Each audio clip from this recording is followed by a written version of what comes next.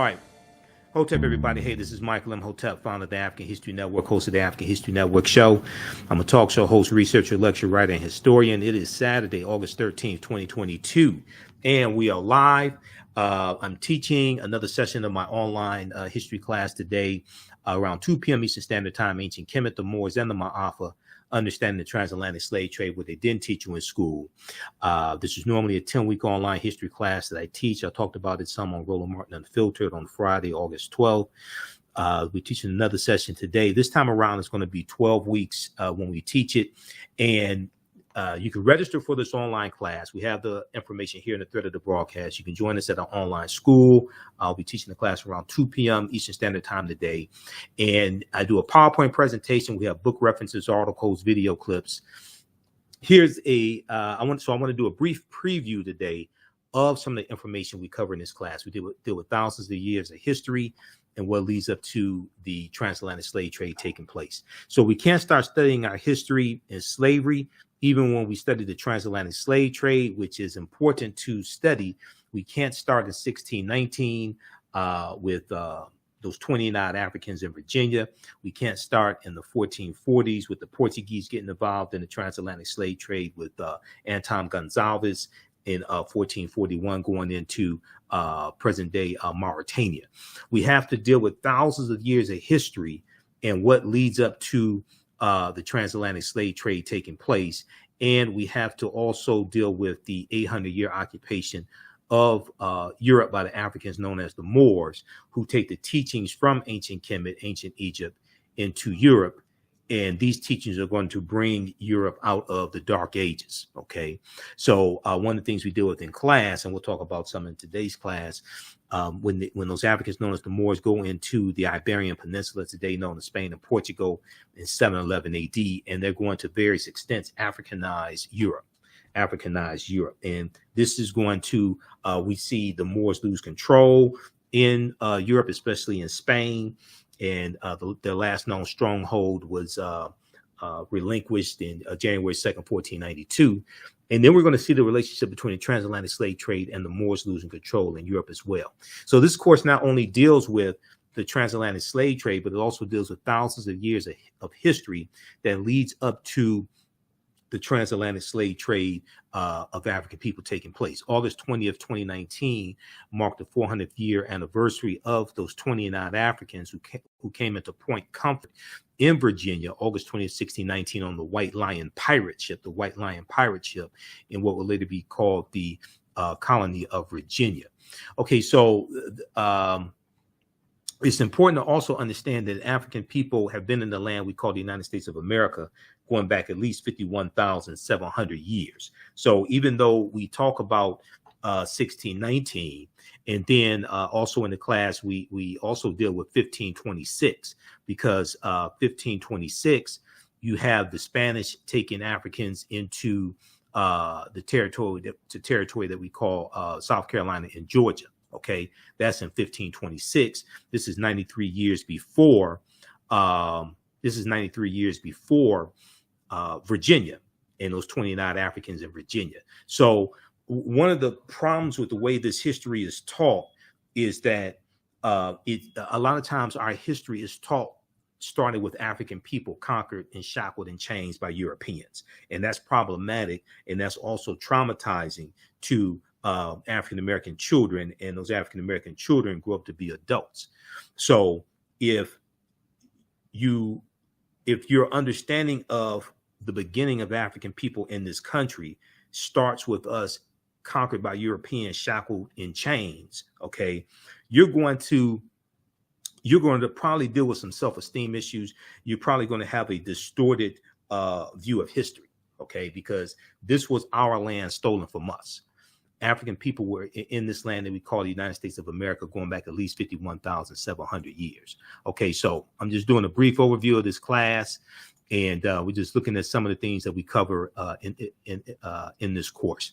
I'm teaching another session of this class today 2 p.m. Eastern Standard Time at our online school. We have the information here in the thread of the broadcast. You can register for the class. It's on sale, $60.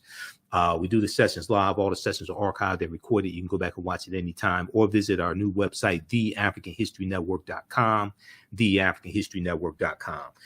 All right, so this is Dr. David Imhotep, who wrote the book, The First Americans Were Africans, Documented Evidence.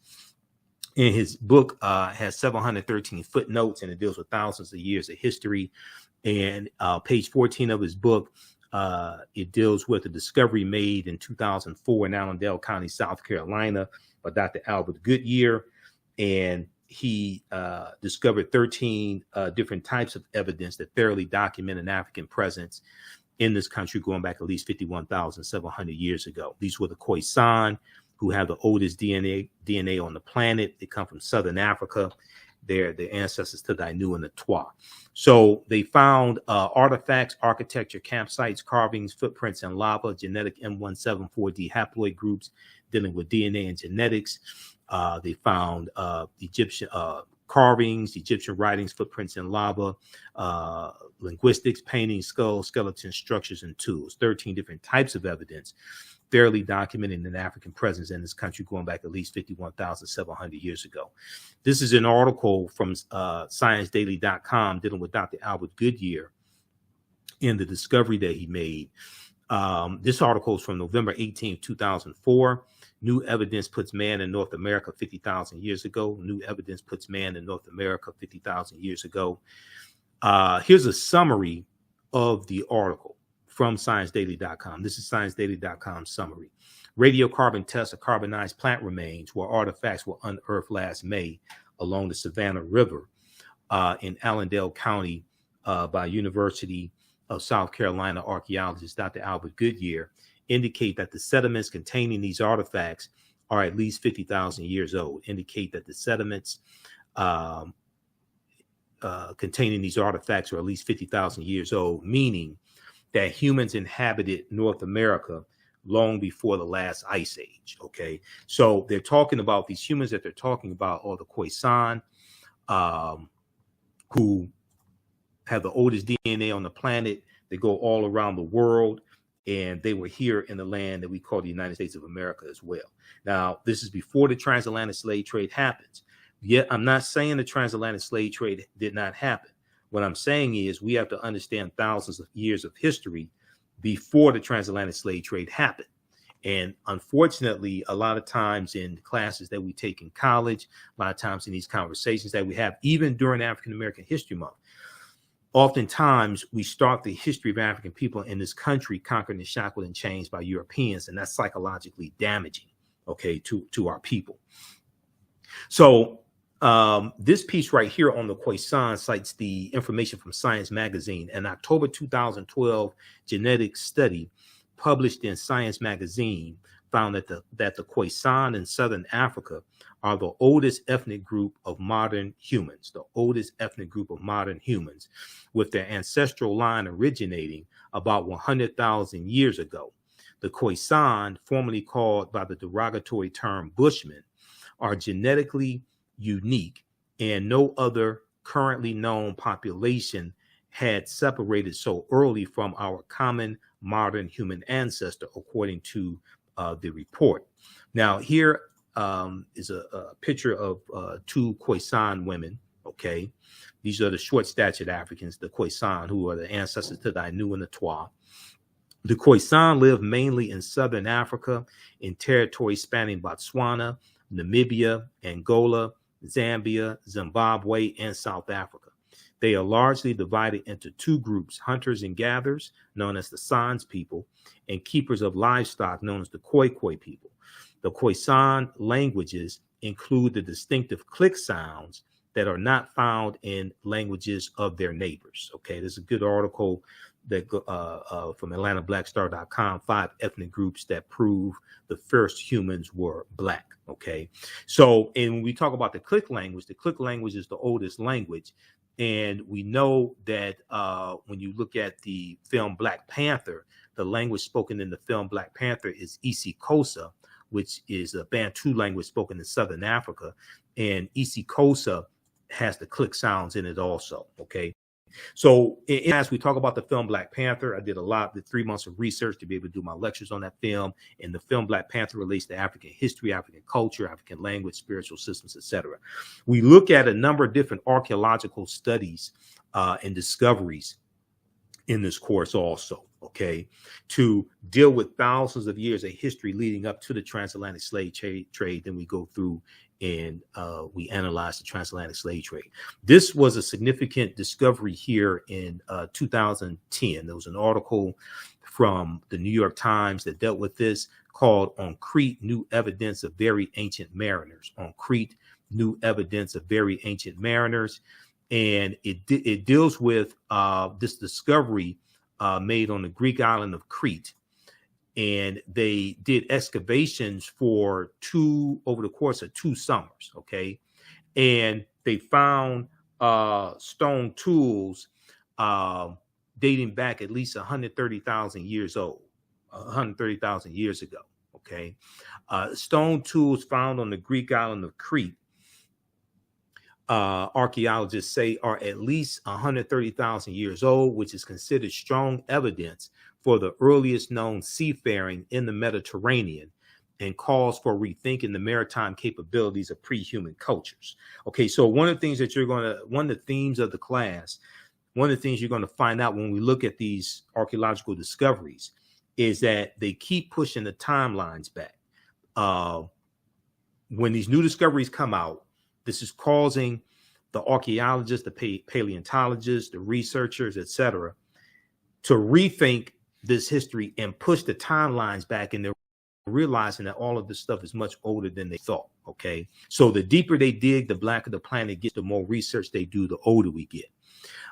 So they found stone tools that they say are at least 130,000 years old, which is considered strong evidence of the earliest known seafaring in the Mediterranean, and calls for rethinking the maritime capabilities of pre-human cultures. Now, Crete has been an island for more than 5 million years. Crete has been an island for more than 5 million years, meaning that the tool makers must have arrived by boat. So this seems to push the history of Mediterranean voyaging back more than 100,000 years. Specialists in Stone Age archaeology say previous artifact discoveries thought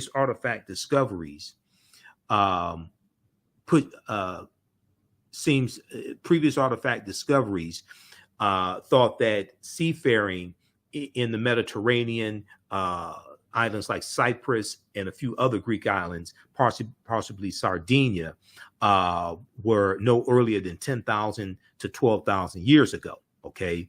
But this discovery here seems to push the history of Mediterranean voyaging back more than 100,000 years. So once again, the deeper they dig, the blacker the planet gets, the more research they do, the older we get. Okay, so check out that article. We talk about the lost city of Egypt, Tanis Heraklion, that sunk into the bottom of the sea. And it was a discovery in 2013 of what this expedition team found, led by archaeologist Frank Gardillo. So the name of this city was called Tanis Heraklion, and this was called the lost city of Egypt. And they found the UK publication, The Telegraph, has some good information on this, and there's some other news outlets that reported on this. Actually, all the news outlets had information on this. But the Telegraph reports that 150 feet beneath the surface of Egypt's Bay of Abu Qir, they found 64 ships, 16-foot tall statues, 700 anchors, countless gold coins, and similar artifacts. Now, archaeologist Frank Gardillo, who led this excavation, he estimates that Tanis Heraklion was built around 8th century BC. Okay, built around 8th century BC or BCE. Now, these are some of the artifacts and statues, things like that, they found at the bottom of the sea. Okay, this is straight out of ancient Kemet, ancient Egypt. All right, so then you had another lost city of Egypt, um, that was discovered in 2021. This news came out April 2021 inside the lost city of Egypt. NBC News, the Today Show had a big story on this, and this city was called Dazzling Aten, named after Akhenaten, Dazzling Aten, and this is a 3,000-year-old lost city as well. So these this city dates back to about 3,400 years ago. Okay, and these archaeological discoveries are coming out every other week. Okay, these archaeological discoveries are coming out every other week, and when they come out, they're causing the scientists, etc., to rethink everything. Okay, and as I've said before, you know, the deeper they dig, the blacker the planet gets. The more research they do, the older we get. So it's important to understand this chronology of history that leads up to the transatlantic slave trade taking place. We know that this land was called also Egypt of the West, especially by the founding fathers. And when you look at Freemasonry, we know that Freemasonry deals with the teachings that the Moors took, the African Moors were the custodians of, and these teachings came from the Nile Valley region of Africa. And the Moors take this information into Europe and teach this to Europeans, okay? And it's going to be this information that brings Europe out of the Dark Ages.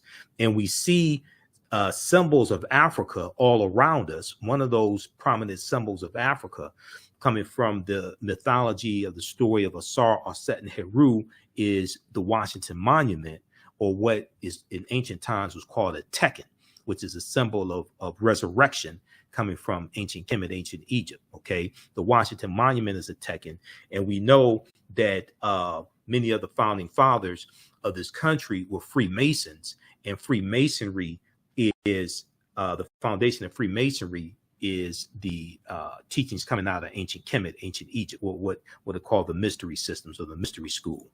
So there was a good article from face-to-faceafrica.com that deals with Cleopatra's Needle, how 3 ancient Egyptian obelisks, what the Greeks call obelisks, ended up in New York City, London, and Paris, France. Okay. And these are, now there were about 1,200 Tekkenu in ancient times. Today they're less than 12. And some of them have been taken to Istanbul, Turkey, and taken to London, France, and taken to Italy, etc. Some are recreations. These 3 right here on the left, you see the Tekkenu in London, the Tekken in London. The center is the Tekken in New York City, and on the right, the Tekken in Paris, France. Ancient Egyptians, or the ancient Kemetic people, called obelisks Tekkenu. You'll see different spellings for Tekkenu for plural. You'll see different spellings of it. And they were also used to tell the time in the past. Their pinnacles were basically covered in gold to reflect the sunlight. Historians say the obelisks represented immortality and eternity, and their long structure helped connect the heavens and the earth. Their long structure helped connect the heavens and the earth. Currently, Cleopatra's Needle is the name given to the 3 ancient Egyptian obelisks, one in New York City, one in London, and one in Paris, France. However, they do not all come from one Egyptian site. Okay. They do not all come from one Egyptian site. The obelisks in New York and London are carved out of red granite from the quarries of Aswan, a major source of stone for Egyptian antiquities. The 2 obelisks were commissioned by Pharaoh Thutmose III, or Nesubiti Thutmose III, for the Temple of the Sun in Heliopolis near modern-day Cairo, with each weighing about 224 tons and 64 feet tall. So check out this article from face-to-faceafrica.com from May 17th, 2022. That gives more insight into that. So this is a famous statue of the Asar, Aset, and Heru, who the Greeks called Osiris, Isis, and Horus. And we know when we read Egypt on the Potomac by Tony Browder, who's a brilliant archaeologist and a friend of mine, I've interviewed him a number of times, There were approximately 1,200 Tekhenu built in Kemet in ancient times, but only about a dozen are found in Egypt today. Many of the Tekhenu removed from Egypt are now in Istanbul, Turkey, London, England, Paris, France, Berlin, Germany, New York, Rome, Italy, the Vatican City, and elsewhere throughout the world. The Tekhenu are now called obelisks by their new owners, and few know their origin or that they symbolize the resurrection of the African king Asar. Okay, so read Egypt on the Potomac by page 17. So these are just some of the few things, because there's over 200 slides in the class. Just a few of the things that we deal with in this 10-week. This time around, it's going to be 12 weeks online history class that I teach: Ancient Kemet, the Moors, and the Ma'afa. Understanding the transatlantic slave trade, what they didn't teach you in school. You know, the panther deity that we see in the film Black Panther, Bast, comes from Bastet, which comes out of ancient Kemet, ancient Egypt. And this was a goddess deity, a neter in the form of a lioness and later a cat, who was a neter of warfare in Lower Kemet. The film Black Panther relates to African history, culture, language, spiritual systems. In the Black Panther comic book, we know that the deities are referred to as the Orisha, which is the Yoruba term for the deities in the spiritual system of Ifa, practiced amongst the Yoruba in Nigeria. And the Orisha's origin dates back to the ancient Egyptian beings known as the Ennead. And you'll see names like for some of these deities in Wakanda: Koku, Thoth, Bast, Mujaji, Ptah, and Niyami. Okay, some of those come straight out of ancient Kemet as well. The Ennead referred to means group of 9 in Greek, and in ancient Kemet they were called Pesjet. The Ennead referred to the 9 Neteru, Atom, which means sun, Shu, air, Tefnut, moisture, Geb was referred to the earth, Nut, sky, Asar, Aset, Seth, and Nephitis. Okay, so these were this comes straight out of ancient Kemet as well, but we see this represented in the Black Panther comic book also. We know that isiXhosa, which is the language spoken in the film Black Panther, is a Bantu language as well. Bantu is a group of some 500 African languages belonging to the Bantoid subgroup of the Banu Congo branch of the Niger-Congo language family. The Bantu languages are spoken in a very large area, including most of Africa from southern Cameroon, eastward to Kenya, southward to the southernmost tip of the continent, including South Africa. Okay, and we know that Amazulu or Zulu is a Bantu language, as well as Kiswahili. So Kwanzaa is a Kiswahili word. That's a Bantu language, also Kiswahili as well.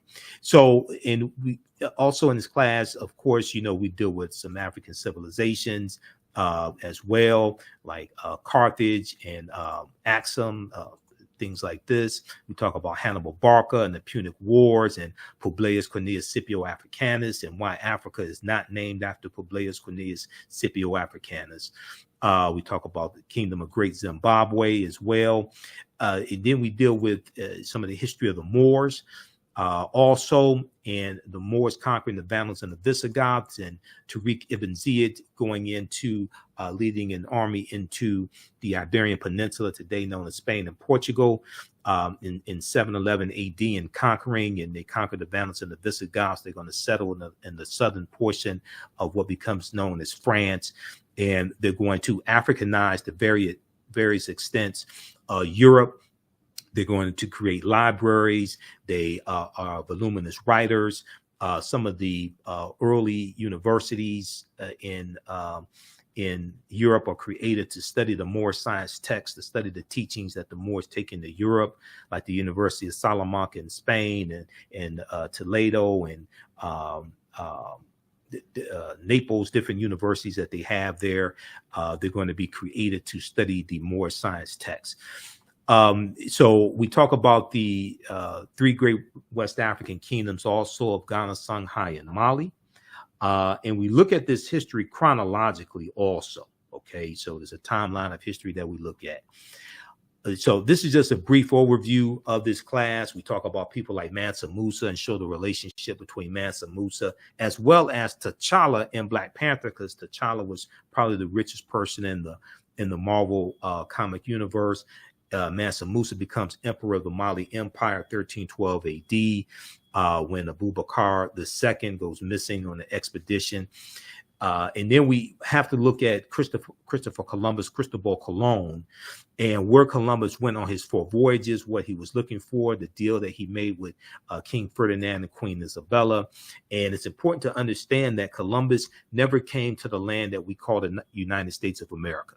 Columbus never came to the land we call the United States of America. The closest he came here was Cuba, which is 90 miles away. This is just a brief overview of the class. I've got to get out of here and teach this class now because it starts, we're going to start about 2 p.m. Eastern Standard Time, Saturday, August 13th. So you join us at our online school.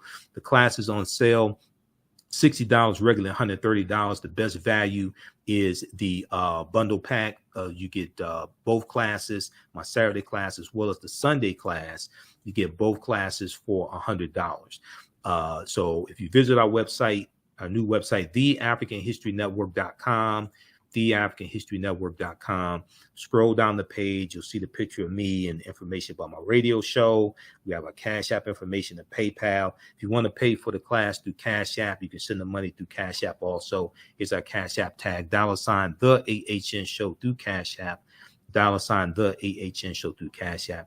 Click here to register for both classes. Has registered here. You could pay debit card or credit card, follow the prompts. It gives you the option to use PayPal. And then below that, it gives you the option for debit card, credit card. You don't have to have a PayPal account. So this class here, Ancient Kemet, the Moors, and the Ma'afa, understanding the transatlantic slave trade, what they didn't teach you in school. That's regularly $130, on sale $60.